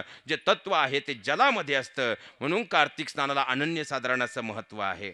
कारण या महिन्यामध्ये भगवान परमात्मा स्वतः जलस्थानी असतात आणि त्या ठिकाणी शंकासुराचा वध केला. मग तिथून बद्रीतील सगळ्या ऋषींना बोलावून घेतलं आणि सागरामध्ये जे वेद विखुरलेले होते ते एकत्र केले, ब्रह्मदेवांच्या हाती दिले आणि त्यानंतरच्या काळामध्ये युगेनयुगे खऱ्या अर्थानं भगवान परमात्मा कार्तिक महिन्यामध्ये जलस्थानी असतात. म्हणून कार्तिक महिन्यातील खऱ्या अर्थानं आमच्या कार्तिक स्नानाला आणि कार्तिकी एकादशीला अनन्यसाधारण असं महत्त्व आहे. कारण या महिन्यामध्ये कार्तिक स्नान केलं तर या मृत्यू लोकामधील जेवढे यज्ञ आहेत या यज्ञांचं फळ प्राप्त होतं. आणि खऱ्या अर्थानं जर पाहिलं तर गंगापूजनाचा हा सोहळा आहे, म्हणजे या मृत्यू लोकामध्येच खऱ्या अर्थानं त्या पुण्याचा साठा या दोनही कुटुंबांमध्ये झालेला आहे असं म्हटलं तर वावगं ठरणार नाही. कारण याही पुढे जाऊन असं सांगेल. आता सत्ययुगाचा कालखंड मूळ वाक्यावर लक्षात घ्या. वेद शास्त्र आणि मंत्र यावर आधारित होता. कारण सत्ययुगाचा तुम्ही बारकाईने अभ्यास करा. भक्त प्रल्हाद असू द्या, भगवंताचा मत्स्य कुर्म वराह नरसिंह अवतार असू द्या, हिरण्यक्ष असू द्या ना ते हिरण्यकशिपू असू द्या, खऱ्या अर्थानं वेद शास्त्र मंत्र म्हणजे सत्ययुग आहे. त्यानंतर येतं ते त्रेतायुग. त्रेतायुगाचा कालखंड म्हणजे 12,96,000 वर्षांचा आम्हाला सांगण्यात आलेला आहे. माणसाची आयुर्मर्यादा 10,000 वर्षांची सांगण्यात आलेली आहे. आणि या काळामध्ये जर पाहिलं तर भगवंताचे म्हणजे खऱ्या अर्थानं परशुराम अवतार असेल, वामन अवतार असेल, प्रभू रामचंद्रांचा अवतार असेल, हे अवतार ज्या कालखंडामध्ये झाले ते त्रेतायुगाचा कालखंड आहे. यामध्ये जर आपण पाहिलं तर एकच उदाहरण देतो. प्रभू रामचंद्रांच्या जीवनामध्ये आता मला सांगा, बोल्लवांच्या घरी तुकोबारायांचा जन्म झाला, पण त्यासाठी कोणती साधना होती? नामसाधना होती. पण जर आपण प्रभू रामचंद्रांचा जन्म पाहिला, त्यासाठी राजा दशरथानं आपल्या राण्यांसोबत जो यज्ञ केला, पुत्र कामेष्टी यज्ञ. त्यानंतर विश्वामित्रांनी जेव्हा खऱ्या अर्थानं पाहिला गेलं तर असुरांचा संहार वाढला, तेव्हा जो यज्ञ केला म्हणजे प्रभू रामचंद्रांना वयाच्या 8व्या वर्षी घेऊन गेले, तेव्हा करायचा होता तो महायज्ञ होता. त्यानंतरच्या काळामध्ये जर पाहिलं तर ज्यावेळी सीता स्वयंवर झालं त्यावेळी धनुष्यज्ञ झाला. त्यानंतर कुरुक्षेत्रावरती ज्यावेळेस आता रावणाला कळून चुकलं, पराभव निश्चित समोर दिसतोय, तेव्हा मेघनादाला सांगून ब्रह्मास्त्र यज्ञ केला. स्वतः रावणानंही त्या ठिकाणी तांत्रिक यज्ञ केला. तो यज्ञ केल्यानंतर कुरुक्षेत्रावरचं युद्ध संपल्यानंतर त्यानंतर वातावरणामध्ये पुन्हा निगेटिव्ह एनर्जी दूर करून पॉझिटिव्ह एनर्जी तयार करणं, कारण हे शब्द फक्त आता इंग्लिशमध्ये गुंडाळलेत. त्याची सगळी मूळ तत्व आमच्या रामायण महाभारत खऱ्या अर्थानं आमच्या चारही युगांमध्ये सापडतात. त्यासाठी जो यज्ञ सांगितला आहे त्याचं नाव म्हणजे धूम्र यज्ञ. तो धूम्र यज्ञ केला गेला. तिथून पुढे प्रभू रामचंद्र पुन्हा एकदा अयोध्येत आल्यानंतर त्यांनी पहिला यज्ञ केला, तो पितृयज्ञ होता. आणि त्यानंतर केला तो अश्वमेघ यज्ञ होता. म्हणजे जर त्रेतायुगाचा कालखंड पाहिला तो यज्ञावर आधारित आहे. म्हणजे त्रेतायुगात भगवान परमात्मा यज्ञांनी प्रसन्न व्हायचे. त्यानंतर द्वापार युग आलं. द्वापार युगाचा कालखंड 8,64,000 वर्षांचा सांगण्यात आला. माणसाची वयोमर्यादा 1,000 वर्षांची सांगण्यात आली. परिपूर्णतम अवतार असणाऱ्या भगवान श्रीकृष्णांचा जन्म आहे. पण आता आपल्या पोटी भगवान परमात्मा जन्माला यावा म्हणून देवकी माता आणि वसुदेवानं केलं ते म्हणजे जप. भगवान परमात्मा आपल्याला मिळावा म्हणून राधेने केलं ते जप. मग मला सांगा, कारण तुम्ही जर बारकाईनं द्वापार युगाचा कालखंड पाहिला तर जप साधना सांगितलेली आहे. आणि कलियुग जर पाहिलं ज्याची आता 5,098 वर्ष कालपर्यंत पूर्ण झालेली आहेत, आणि एकूण कालखंड जर पाहिला तर 4,32,000 वर्षांचा कलियुगाचा कालखंड आहे. आणि या कलियुगामध्ये जर पाहिलं तर जगद्गुरु तुकोबारायांना पुष्पक विमानातून जो प्रवास झाला, कशाच्या बळावर झाला? नामसाधनेच्या बळावर झाला. साक्षात भगवान परमात्मा श्रीखंडाहून शांतीब्रह्म एकनाथ महाराजांच्या घरी सालगडी म्हणून राबला. कशाच्या?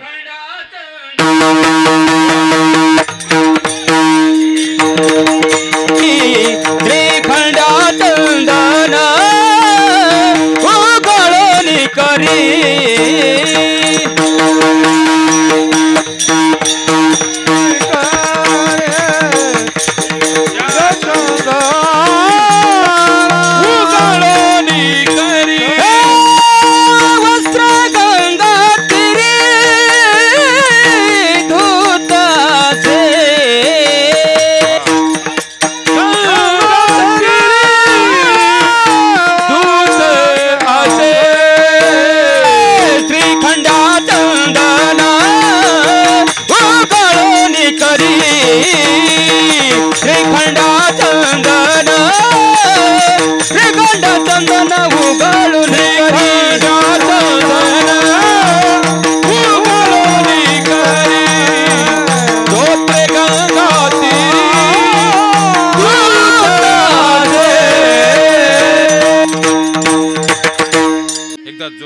काढून होऊन जाऊ द्यात महाराज.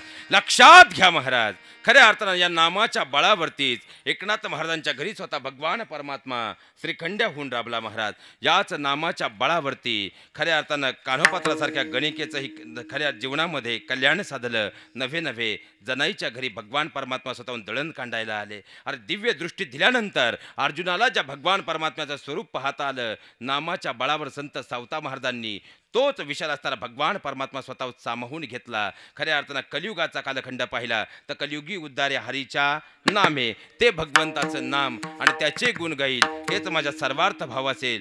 खऱ्या अर्थानं जर पाहिला गेलं तर तुकोबाराय सांगतात, हा माझ्या जीवनातला सर्वार्थ भाव आहे. कोणता? अभंगाचं द्वितीय चरण.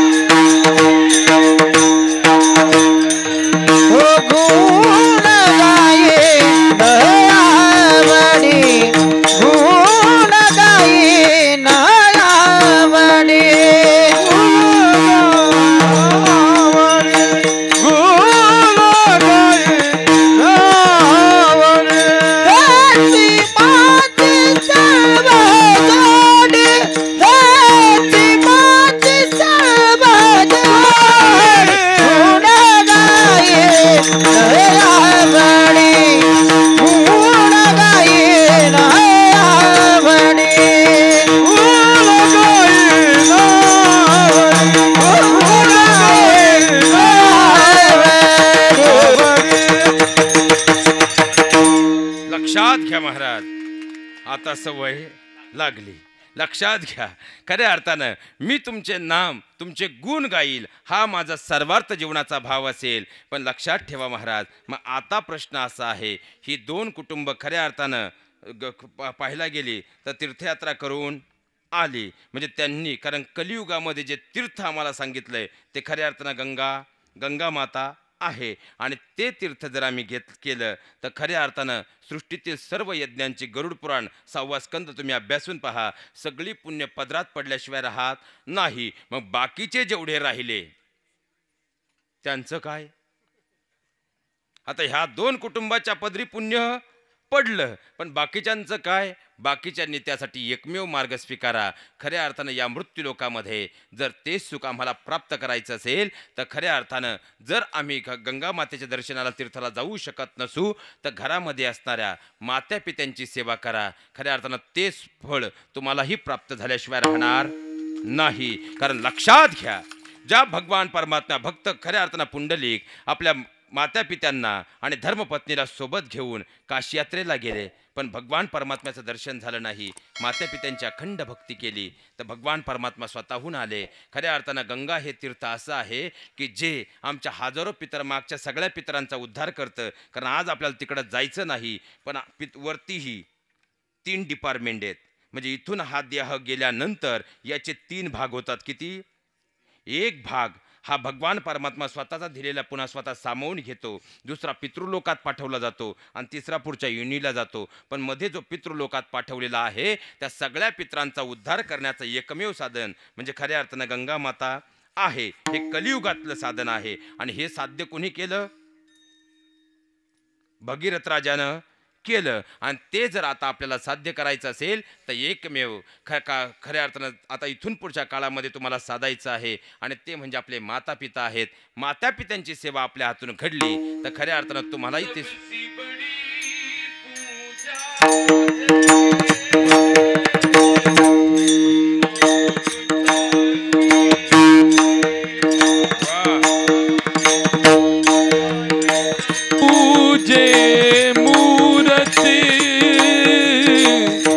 चाहीन तीरती तुझा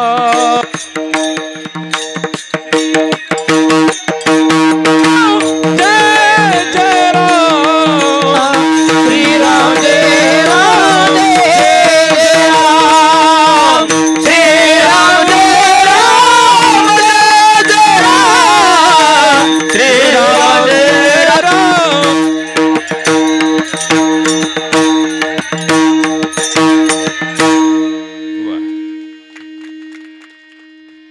माग एकदा जोरदार मागे कडाडून टाळ्या होऊन जाऊ द्यात महाराज. तुम्हाला खऱ्या अर्थानं ही पटत नाहीत का माणसं? नाही म्हणा, आणि पटत असतील तर एकदा जोरदार टाळ्या वाजवा. लक्षात घ्या महाराज. म्हणून खऱ्या अर्थानं या मृत्यूलोकामध्ये एकमेव तत्व सांभाळा. आपल्या मातापित्यांची सेवा अखंड आपल्या हातून घडू द्यात. कारण साक्षात ज्यानं ही सृष्टी निर्माण केली त्या भगवान परमात्म्याला सुद्धा या मृत्यूलोकात अवतार घेताना आईच्या गर्भातून जन्म घेण्याचा मोह आवरता आला नाही. म्हणून तर आजही प्रभू रामचंद्रांना कौसल्येचा राम म्हटलं जातं, तर भगवान श्रीकृष्णांना देवकीनंदन यशोदेचा काना म्हटलं जातं. जगाची माऊली बनलेल्या माझ्या ज्ञानोबरायांना रुक्मिणीचा ज्ञाना म्हटलं जातं, तर लोक कल्याणकारी स्वराज्य निर्माण करणाऱ्या शिवरायांना जिजाऊ कुमार म्हटलं जातं. म्हणून तर खऱ्या अर्थानं माझ्या संत परंपरेनेही आणि साक्षात भगवान परमात्म्यानेही स्वतःपेक्षा श्रेष्ठ दर्जा आपल्या मातापित्यांना बहाल केलाय. म्हणून तर महाविष्णू माऊली ज्ञानोबराय सांगतात, सकल तीर्थाचे धुरे जे एक माता पितरे तया सेवेशी कीर शेरे लोन कीजे. तर माझे तुकोबराय सांगतात, माय बाप केवळ काशी ते नेन जावे तीर्थासी. म्हणजे संत परंपरेनेही या मृत्यूलोकामध्ये भगवान परमात्म्याचं स्थान आपल्या मातापित्यांना बहाल केलंय. नव्हे तर ज्यावेळी गणरायांना ब्रह्मांडाला प्रदक्षिणा पूर्ण करायची होती, तेव्हा गणरायांनी ब्रह्मांडाला प्रदक्षिणा पूर्ण न करता आपल्या मातापित्यांभोवती प्रदक्षिणा पूर्ण केली आणि सकळ ब्रह्मांडाला संदेश दिला की या सृष्टीत परब्रह्म जर कोण असेल ते म्हणजे आपले माता पिता आहेत, म्हणजे संतान. अवघी देवाचे स्वरूपे, अवघी देवाचे स्वरूपे, अवघी देवाचे स्वरूपे.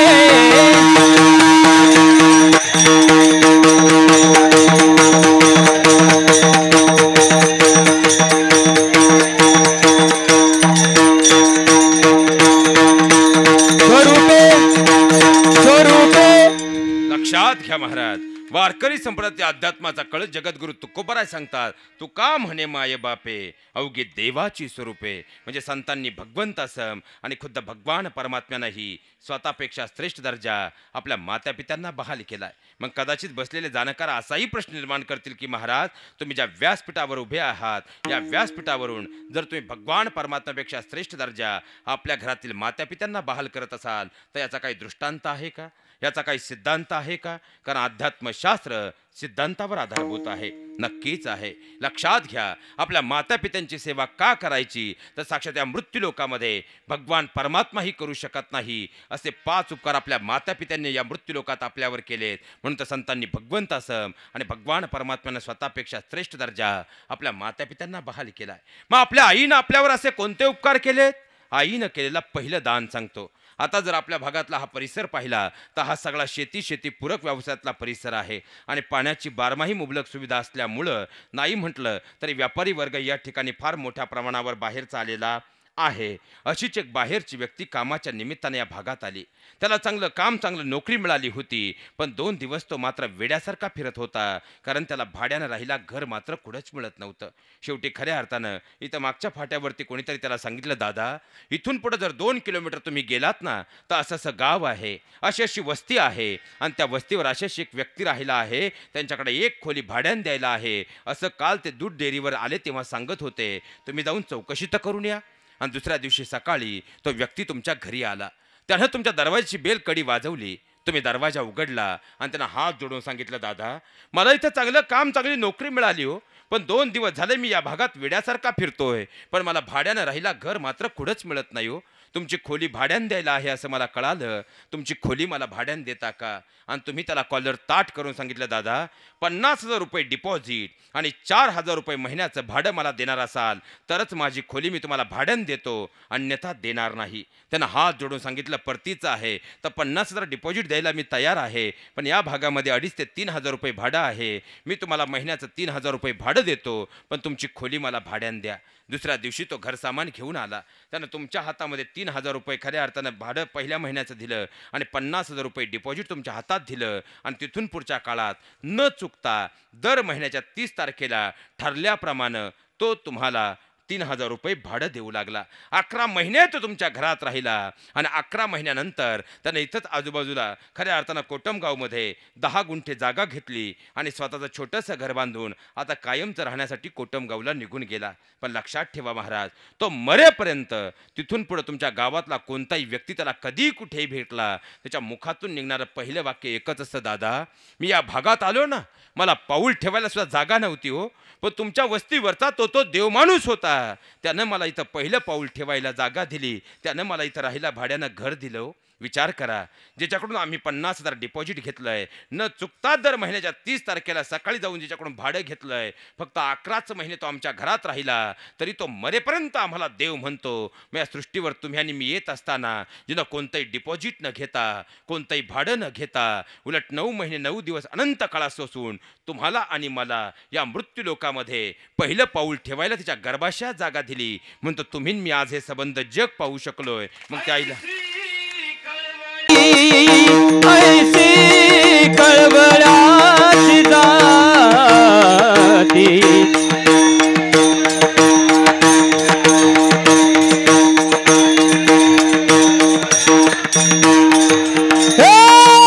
करीला भाविन प्रीती, करीला भाविन प्रीती.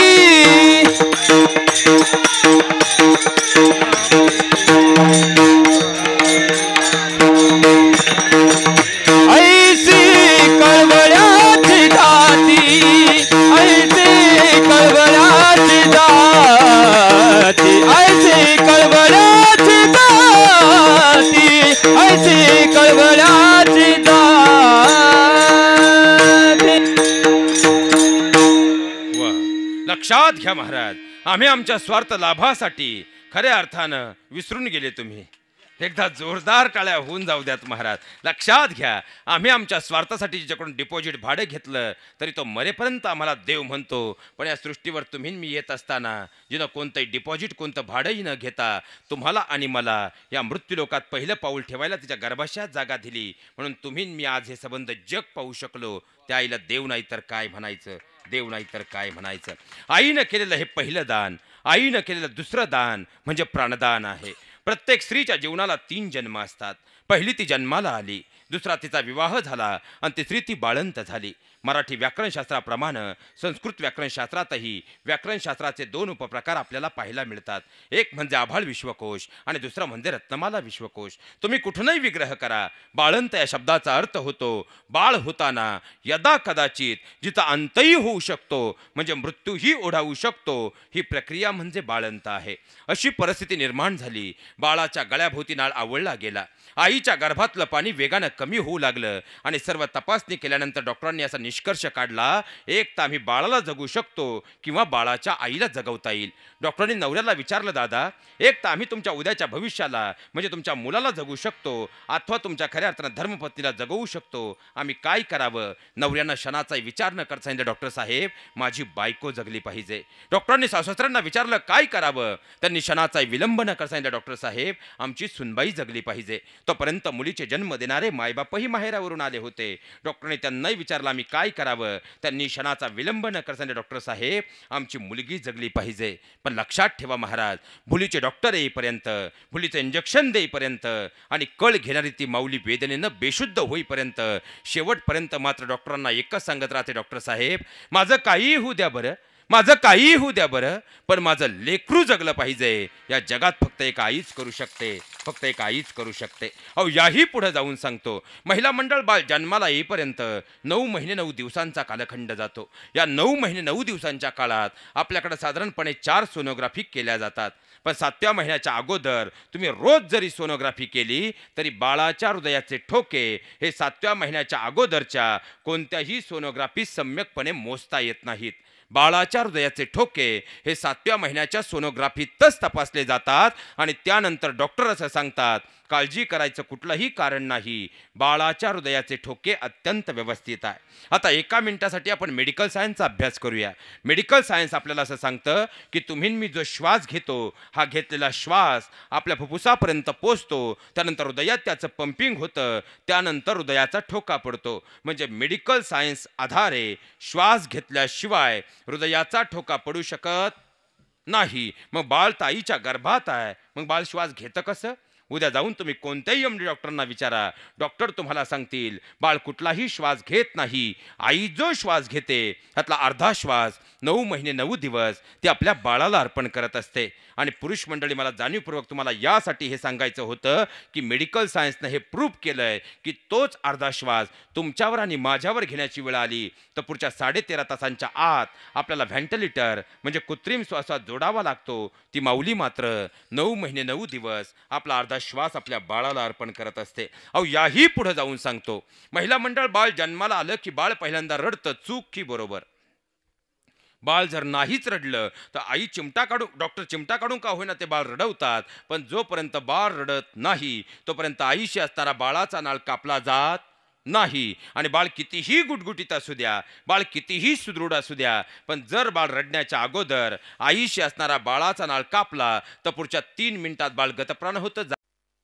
घेतात, दोन्ही फुफ्फुस सुरू झाल्याची खात्री करतात आणि ती खात्री झाल्यानंतरच आईशी असणारा बाळाचा नाळ तोडतात आणि मग बाळाला जीवदान मिळतं. हे आईने या मृत्यूलोकात केलेलं दुसरं दान म्हणजे प्राणदान आहे.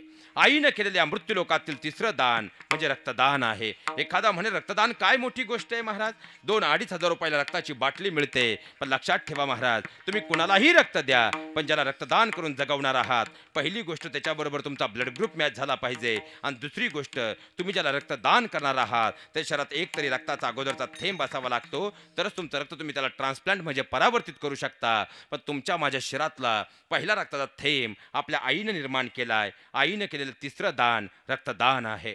आईनं केलेलं या मृत्यूलोकातील चौथं दान म्हणजे अस्थिदान आहे.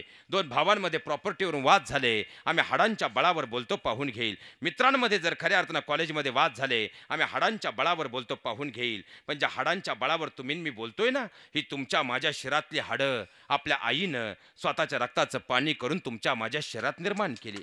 आईनं फक्त हाडं नाही दिली हो, ती मजबूत होण्यासाठी तिनं दुधावाटे कॅल्शियम सुद्धा दिलं. विचार करा, लोखंड खऱ्या अर्थानं आम्ही 80 वर्षाचे झालो तरी केस सुंदर दिसावे म्हणून केस काळे करण्यासाठी डायचा वापर करतो. महिला मंडळ, आम्ही जन्मल्यापासून मृत्यूपर्यंत हिशोब केला तर 2 ते 2.5 टन पावडर चेहऱ्यासाठी वापरतो. पण शेवटचा दिवस येतो, स्मशानभूमीत अग्निडाग दिला जातो आणि दुसऱ्या दिवशी सकाळी आपण अस्थी आणायला जातो तेव्हा काळे केलेले केस राहत नाहीत, सजवलेला चेहरा राहत नाही. पण लक्षात घ्या, कारण खऱ्या अर्थानं राहतात त्या फक्त अस्थी म्हणजे हाडं, कारण त्या आमच्या आईनं आम्हाला दिलीत. अहो, लोखंड मातीत टाका, 2 दिवसात गंजून त्याची माती होते. पण आजही लाखो नाही तर करोडो वर्षापूर्वीचे मानवी हाडांचे अवशेष आजही उत्खनन करताना जसेच्या तसे सापडतात. कारण ही माती सुद्धा मातेनं दिलेल्या हाडांची माती करू शकत नाही. मातृत्वाचा चौथा उपकार आहे.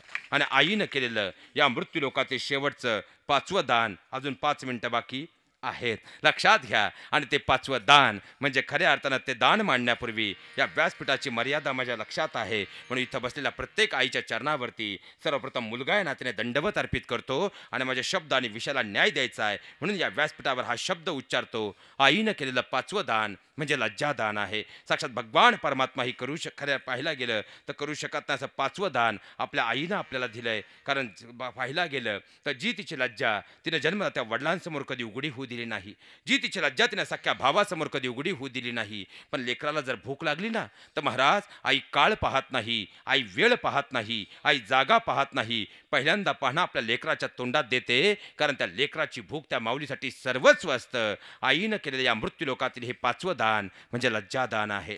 साक्षात भगवान परमात्मा ही करू शकत नाही असे 5 उपकार आपल्या आईनं आपल्यावर केलेत. म्हणून तर संत परंपरेनेही आणि भगवान परमात्म्यानेही स्वतःपेक्षा श्रेष्ठ दर्जा आपल्या मातेला बहाल केलाय. नव्हे आणि त्याच समयीमध्ये जळणारी वात म्हणजे आई असते, तर समय खऱ्या अर्थानं जी उभी असते तो म्हणजे आमच्या घरातला पिता असतो. आणि त्या मातापित्यांची सेवा जर आमच्या हातून घडली तर द्वारकेचा राणा जो पंढरपूर निवासी झाला तो पंढरीचा राया आपल्या घरी आल्याशिवाय राहणार नाही. हे सगळ्यात मोठं वास्तव आहे. म्हणून बसलेल्या प्रत्येकानं आजच्या दिवशी एकच शपथ घ्यावी. या मृत्यूलोकामध्ये जर खऱ्या अर्थानं या दोन कुटुंबाप्रमाणे आपल्याही जीवनामध्ये पुण्याचा साठा जर खरंच प्राप्त करून घ्यायचा असेल तर एकमेव साधन या मृत्यूलोकात आपल्या मातापित्यांची सेवा करा. तर भगवान परमात्मा आपल्या घरी आल्याशिवाय राहणार नाही. एकदा प्रेमानं भजन करूयात.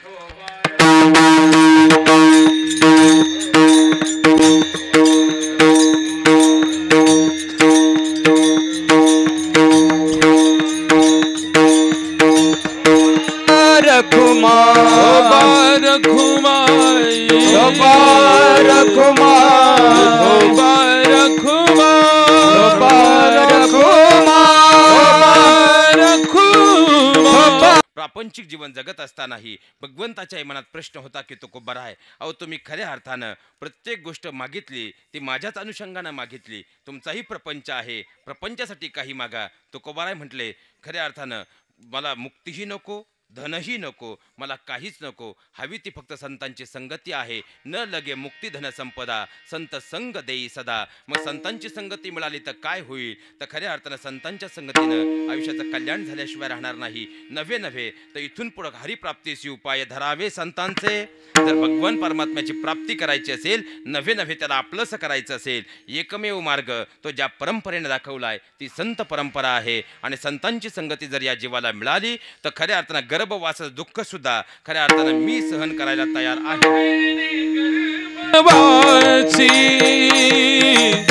तुका म्हणे गर्भवासी, तुका म्हणे गर्भवासी, तुका म्हणे गर्भवासी, तुका म्हणे गर्भवासी, तुका म्हणे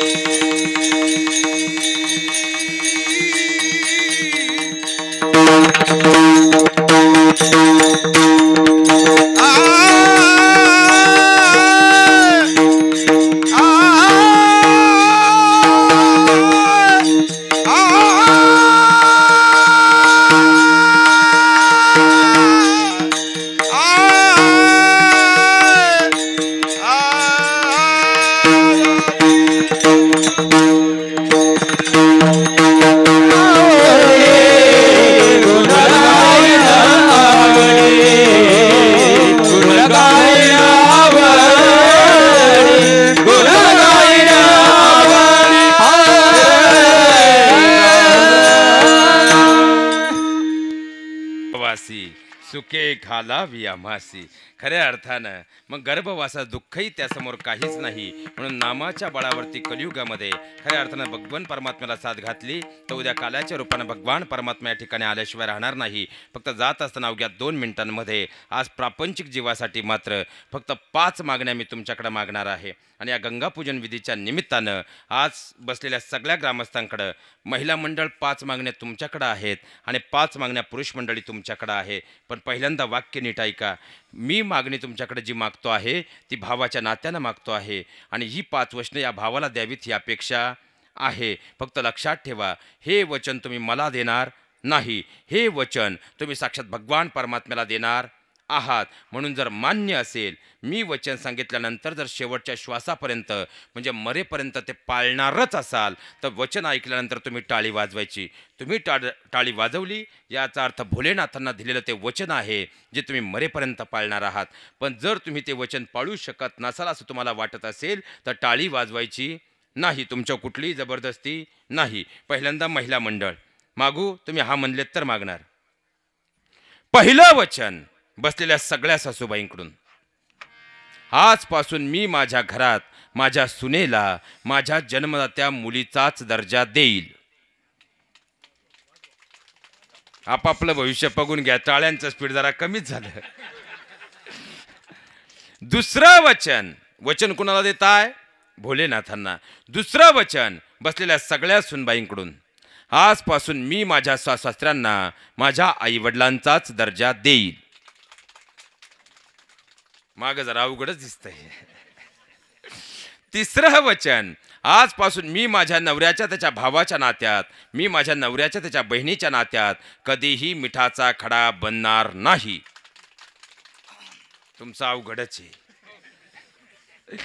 चौथं वचन, आजपासून आमच्या घरातील भांड्याचा आणि भांडणाचा आवाज चुकूनही आज 11:15 नंतर शेवटच्या श्वासापर्यंत घराच्या बाहेर येणार नाही. आणि शेवटचं 5वं वचन, कालपर्यंत झालं ते झालं, आजही 11 वाजेपर्यंत झालं ते झालं, पण आज 11:06 अशी आम्ही शपथ घेतो की, महिला मंडळ वाक्य नीट ऐका, आज ह्या क्षणापासून माझ्या शेवटच्या श्वासापर्यंत भगवान भोलेनाथांना आणि कार्तिकी एकादशीचा पर्व काळ आहे, साक्षात पंढरीच्या परमात्म्याला स्मरून अशी शपथ घेते की मी माझ्या शेवटच्या श्वासापर्यंत या क्षणापासून माझ्या नवऱ्याला एकही वाईट शब्द बोलणार नाही. तुमचा अवघडच आहे. आता 5 वचनं पुरुष मंडळी तुमच्याकडून मागू, नियम आणि अटी लागू. पहिलं वचन, बायकोनं कितीही कान भरले तरी मरेपर्यंत मी माझ्या आईवडिलांना कधीही अंतर देणार नाही. यास टाळी असे म्हणतात. संख्या कमी पण आवाज जास्त आहे. दुसरं वचन, माझ्या भावाचे आणि माझी प्रॉपर्टीवर वाद असतील, जमिनीच्या बांधांचे वाद असतील, भले आमची घरं 2 झाली असतील, पण आज आम्ही शपथ घेतो की भले आमच्या चुली घरं 2 राहतील, पण एकमेकांवर कधी वेळ आली तर आम्ही मनानं कधी दूर होणार नाही, मनानं एकत्रच राहू. वा महाराज. तिसरं वचन, माझ्या बहिणीला जेव्हा कधी माझी गरज पडेल मी तिच्यासाठी श्रीकृष्णाची भूमिका बजावेल. वा. चौथं वचन, आजपासून आम्ही गावातल्या कोणत्याही चांगल्या कामात कधीच चुकीचं राजकारण आणणार नाही. आणि या वर्षी चुकलं पण शेवटचं आता 5वं वचन, इथून पुढच्या काळात तरी पुढच्या वर्षीपासून का होईना पण कार्तिक महिन्यामध्ये काकड्याला आम्ही वेळेत मंदिरात हजर, हरिपाठाला वेळेत मंदिरात हजर होऊ. वाजले तेवढे जरी आले तरी आपल्या गावचे सगळे सप्ताह सफल होतील.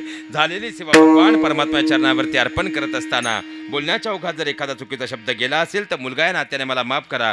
जे योग्य वाटलं ते मात्र काळजात करून घ्या. थोडंसं खऱ्या अर्थानं तुम्हाला इतर विषय ऐकण्याची आवड होती, पण मागणी प्रकरणातून जाताना इकडे तिकडे फुटमार्ग अनेक असतात, पण जाता येत नाही. म्हणून खऱ्या अर्थानं झालेली सेवा भगवान परमात्म्याच्या चरणावर अर्पण करत असताना बोलण्याच्या ओघात चुकीचा शब्द गेला असेल, मुलगा या नात्याने स्वीकार करा. खऱ्या अर्थानं त्या माझं मला परत देण्याचा प्रयत्न करा.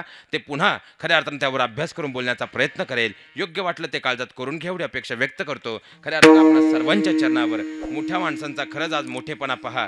ही महाराष्ट्रातले सगळे स्वरकंठमणी या ठिकाणी असतानाही कमी वेळेत मला बोलायला अधिकचा वेळ मिळावा म्हणून प्रत्येक शब्दाला ज्यांच्या मुखामध्ये साखरेसारखं गोड प्रमाण होतं, पण मध्ये मला बोलायला अधिकचा वेळ मिळावा म्हणून अनेक प्रमाणांचं ज्याने खडीसाखरेत रूपांतर केलं, आपणा सर्वांच्या चरणावर यथार्थपणे या ठिकाणी दंडवत अर्पित करतो.